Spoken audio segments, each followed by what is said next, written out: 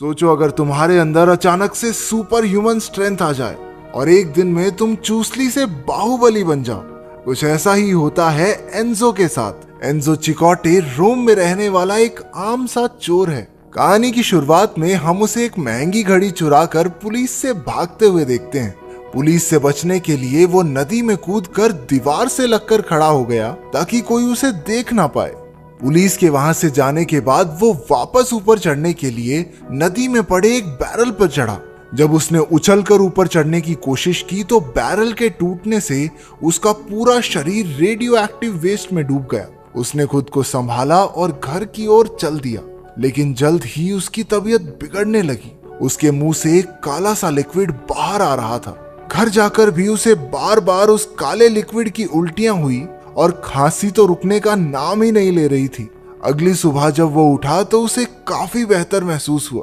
वो अपने पड़ोसी और गैंग मेंबर सर्जियो से घड़ी को बेचने के लिए मिला।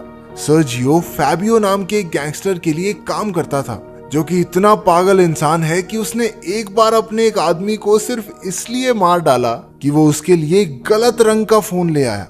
उधर सर्जियो ने एंजो को उस घड़ी के लिए 100 यूरोज दिए और अपने साथ एक ड्रग डील में चलने को कहा। पैसे अच्छे थे तो एंजो भी मान गया। जब वो दोनों सर्जियो के घर डील के लिए कुछ सामान लेने गए तो एंजो पहली बार सर्जियो की बेटी एलिसिया से मिला, जिसका व्यवहार थोड़ा अजीब था।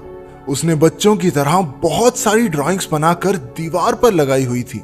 उसने एंजो को स्टील जीग नाम के एक एनिमे के बारे में बताया। वो मानती थी कि एक दिन उसका हीरो जीग उसे बचाने जरूर आएगा। रास्ते में सर्जियो ने बताया कि अपनी माँ को खोने के बाद एलिसिया असल दुनिया से पूरी तरह कट चुकी है और सारा दिन बस ये कार्टून देखती रहती है। रास्ते में वो 2 ड्रग म्यूल्स को गाड़ी में बैठाकर एक सुनसान बिल्डिंग में ले आए। ड्रग म्यूल्स वो होते हैं जिनके शरीर में सर्जिकली ड्रग्स के पैकेट डाले जाते हैं ताकि पुलिस को पता ना चले। उनमें से एक के पेट में ही पैकेट फट जाने से ओवरडोज से उसकी मौत हो गई। उसके भाई ने गुस्से में इसे सर्जियो की गलती मानकर उसे कई गोलियां मार दी, लेकिन सर्जियो ने मरने से पहले उसका सर दीवार में मार मार कर उसे भी चोटिल कर दिया। लेकिन अपनी आखिरी सांसें लेते हुए उसने एंजो को भी गोली मार दी, जो लड़खड़ाकर बिल्डिंग से नीचे गिर गया। एक आम इंसान किसी भी हालत में इतनी ऊपर से कंक्रीट पर गिरकर बच नहीं सकता, पर एंजो ने अचानक अपनी आंखें खोली और उठ खड़ा हुआ। उसे समझ नहीं आ रहा था कि अभी हुआ क्या। दूसरी तरफ फाबियो और उसके लोग एक क्लब में नुन्जिया लो कॉसिमो के साथ थे। नुन्जिया रोम की सबसे बड़ी ड्रग कार्टेल की बॉस है। उसने फाबियो से ड्रग डील के बारे में पूछा, जिस पर उसने झूठ कह दिया कि सब बढ़िया रहा, क्योंकि अगर उसने सच बता दिया कि ड्रग्स का तो कोई अता पता है ही नहीं तो वो मारा जाएगा। इस दौरान जब एंजो घर लौटा तो एलिसिया उससे अपने पिता के बारे में पूछने लगी, लेकिन वो उसे इग्नोर करते हुए अपने फ्लैट में चला गया। पर उसके जवाब न देने पर भी वो उसके दरवाजे पर खटखटाना नहीं छोड़ती। चिढ़कर एंजो ने गुस्से में दरवाजे पर मुक्का मारा। उसका हाथ दरवाजा फाड़कर पार निकल गया। अपनी ताकत से अचंभित होकर उसने एक अलमारी को धक्का मारा। वो अलमारी तेजी से दीवार पर जाके लगी। वो समझ गया कि उस रेडियो एक्टिव वेस्ट की वजह से उसके अंदर सुपर ह्यूमन स्ट्रेंथ आ गई है। उस रात वो एक पूरी एटीएम मशीन को ही उखाड़ लाया। चुराए हुए पैसों से उसने अपने लिए अच्छा खाना खरीदा। बढ़ी हुई ताकत के साथ साथ उसके घाव भी जल्दी भरने लगे थे। उसके कंधे पर लगी गोली का घाव कुछ ही घंटों में पूरी तरह ठीक हो चुका था। नीचे फाबियो और उसके आदमियों ने एलिसिया से उसके बाप सर्जियो के बारे में पूछताछ शुरू कर दी। उन्हें लग रहा था कि सर्जियो ड्रग्स लेकर भाग गया। क्योंकि एलिसिया को सच में कुछ नहीं मालूम था तो वो चुपचाप वहां डरी सहमी खड़ी रही। अचानक एंजो खिड़की तोड़कर एक मास्क और हुडी पहने कमरे में दाखिल हुआ। अपनी सुपर ह्यूमन ताकत से उसने मिनटों में उनकी बकरी बना दी। गुंडे समझ गए कि वो एंजो से नहीं जीत सकते तो वो वहां से भाग निकले। एंजो एलिसिया को अपने फ्लैट में ले आया ताकि वो सुरक्षित रहे। एलिसिया सोचती है कि वो उसका कार्टून वाला सुपर हीरो जीग है और आखिरकार वो उसे बचाने आ चुका है। उसकी दिमागी हालत का ख्याल करते हुए एंजो ने भी उसकी हाँ में हाँ मिला दी। दूसरी तरफ फाबियो ने एंजो की एटीएम मशीन चुराते वक्त रिकॉर्ड हुई सीसीटीवी फुटेज देखी, जो कि इंटरनेट पर वायरल हो रही थी। उसे पूरा यकीन था कि ये वही आदमी है जिसने बीते दिन उनकी छिताई की थी। तभी फैबियो का राइट हैंड एंटोनियो वहां आया और उसे सलाह दी कि उन्हें नुनजिया के पैसे उसे जल्द से जल्द देने के लिए लोन ले लेना चाहिए। लेकिन फाबियो कहने लगा कि इसकी बजाय वो एक बैंक की गाड़ी को लूटेंगे जिसकी प्लानिंग उन्होंने पहले से ही कर रखी है। दूसरी तरफ एंजो को भी सर्जियो के कागजों के बीच उसी बैंक की गाड़ी को लूटने का प्लान मिला। अगले दिन फाबियो और उसके लोग बंदूकों के साथ गाड़ी के आने का इंतजार कर रहे थे, लेकिन एंजो ने उनसे पहले ही गाड़ी को रोककर सब कुछ लूट लिया। फाबियो ने एंजो पर गोलियां भी चलाई, लेकिन वो उनसे बचकर भाग गया। रात के समय एंजो और एलिसिया ने एक साथ बैठकर उसका फेवरेट एनिमे देखा। जब वो एलिसिया के थोड़ा करीब आया तो वो डर गई और जोर जोर से रोने लगी। पता चलता है कि किसी ने पास्ट में उसे सेक्सुअली अब्यूज किया था। अगले दिन वो एंजो से बार बार उसके पिता को बचाने के लिए कहने लगी। वो उसे एक बंद अम्यूजमेंट पार्क में लेकर आया जहां वो अपनी ताकत से बिना बिजली के उन राइड्स को चलाने लगा। उधर फाबियो और एंटोनियो के बीच झड़प शुरू हो गई, क्योंकि एंटोनियो कह रहा था कि उन्हें जल्द से जल्द नुनजिया के पैसे लौटा देने चाहिए, फिर चाहे वो उधार लेकर क्यों ना लौटाने पड़े, जबकि फाबियो इस बात से सहमत नहीं था। एंटोनियो के उसकी बात न सुनने पर फाबियो ने गुस्से में अपने कुत्ते उस पर छोड़ दिए। उन्होंने एंटोनियो को मार डाला। दूसरी तरफ एंजो ने मॉल से एलिसिया को एक प्रिंसेस ड्रेस दिलवाई जो वो हमेशा से चाहती थी। बाद में एंजो ने उसे सर्जियो की मौत के बारे में बताया। वो रोते हुए कहने लगी कि एंजो ने उसके पिता को बचाया क्यों नहीं।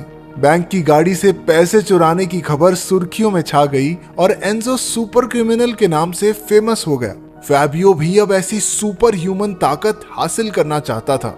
एंजो से नाराज होकर एलिसिया एक बस में चढ़ गई, लेकिन एंजो ने अपनी ताकत से बस को आगे बढ़ने से रोक दिया। उसने अंदर आकर एलिसिया से माफी मांगी। वो उसके साथ चलने को राजी हो गई, लेकिन एंजो ये भूल गया था कि उसने अपनी टोपी और मास्क नहीं पहना है। जब उसने आसपास देखा तो हर तरफ से लोग उसकी वीडियो बना रहे थे। वो जल्दी से एलिसिया को लेकर वहां से चला गया।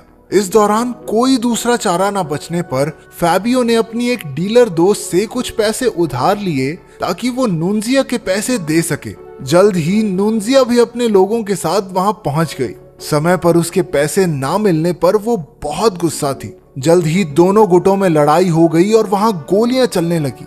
आखिर में सिर्फ नुनजिया और फाबियो ही जिंदा बचे। अपने अड्डे पर पहुंचकर फाबियो ने देखा कि उसके सारे आदमी मारे जा चुके थे।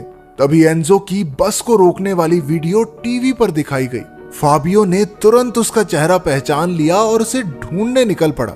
उधर एंजो और एलिसिया भी किसी दूसरे शहर में भागने की तैयारी में थे, क्योंकि पुलिस को अब एंजो के हुलिये का पता चल चुका था। वो दोनों एक होटल में रुके जहां पर फैबियो बंदूक के साथ टपक पड़ा और उसने एंजो को ट्रैंक्विलाइजर गन से बेहोश कर दिया। जब उसकी आंख खुली तो फैबियो ने उसे डक्ट टेप से पूरी तरह जकड़ा हुआ था। उसने एलिसिया की जान के बदले उसे अपनी सुपर ह्यूमन स्ट्रेंथ का राज बताने को कहा। एलिसिया की जान बचाने के लिए एंजो उसे नदी किनारे ले गया और पूरी बात बताई। फैबियो को उसकी बात पर भरोसा नहीं हो रहा था। उनकी बातचीत के दौरान नुनजिया अपने लोगों के साथ वहां आ पहुंची और उन पर गोलियां चलाने लगी। इस अंधाधुंध फायरिंग में फैबियो और एलिसिया दोनों को बहुत सारी गोलियां लगी। अपना बदला लेने के लिए नुनजिया ने फैबियो के शरीर को जलाकर नदी में फेंक दिया। अपनी आखिरी सांसें ले रही एलिसिया ने एंजो को अपनी शक्तियों से लोगों की मदद करने को कहा, चाहे उसके शरीर में कितनी भी ताकत क्यों ना हो। एंजो इस समय खुद को बहुत बेबस महसूस कर रहा था। अगले दिन फैबियो पानी से निकला। उसके अंदर भी एंजो की तरह सुपर ह्यूमन स्ट्रेंथ आ चुकी थी। वो सीधा नुनजिया के अड्डे पर गया और वहां मौजूद सभी लोगों को मार दिया। उसने उन्हें मारते हुए अपनी वीडियो भी बनाई ताकि वो एंजो की तरह फेमस हो जाए। दूसरी तरफ एंजो एलिसिया की मौत के बाद हताश होकर इधर उधर भटक रहा था। अचानक उसके पास एक गाड़ी का एक्सीडेंट हो गया। उसने अपनी शक्तियों का इस्तेमाल करके एक छोटी बच्ची को जलती हुई गाड़ी से बचाया। बच्ची की मां ने उसका बहुत एहसान माना। कुछ देर बाद उसने टीवी पर फाबियो को देखा, जिसने बताया कि वो रोम के सबसे बड़े स्टेडियम को बम से उड़ाने वाला है, सिर्फ इसलिए कि उसका मन है। कोई रीजन नहीं है इसके पीछे उसका। एंजो जल्दी से स्टेडियम पहुंचा, जहां पर हजारों लोग मैच के स्टार्ट होने का इंतजार कर रहे थे। पार्किंग एरिया में उसे फैबियो मिला, जिसके हाथ में बम का रिमोट था। उनके बीच जबरदस्त लड़ाई हुई, लेकिन फैबियो मौका देखकर स्टेडियम के अंदर की तरफ भागा। एंजो ने उसका पीछा किया, लेकिन इससे पहले कि वो उसे रोक पाता, फैबियो ने बॉम्ब को एक्टिवेट कर दिया। एंजो ने बॉम्ब को उठाया और नदी की तरफ भागा ताकि वो बॉम्ब को लोगों से दूर पानी में फेंक सके। वो उसे फेंकने ही वाला था कि तभी फैबियो ने उसे धक्का देकर गिरा दिया। बॉम्ब ब्रिज पर ही गिर गया और उसे एक्सप्लोड होने में लगभग 1 मिनट ही बचा था। जब वो फटने ही वाला था तो एंजो ने फैबियो और बम के साथ ब्रिज से छलांग लगा दी। उस धमाके में फैबियो मारा गया और उसका सर धड़ से अलग होकर ब्रिज पर गिरा। सबको लगा कि एंजो ने भी इस धमाके में अपनी जान दे दी, लेकिन आखिरी सीन में हमने उसे दूर खड़े शहर को निहारते हुए देखा।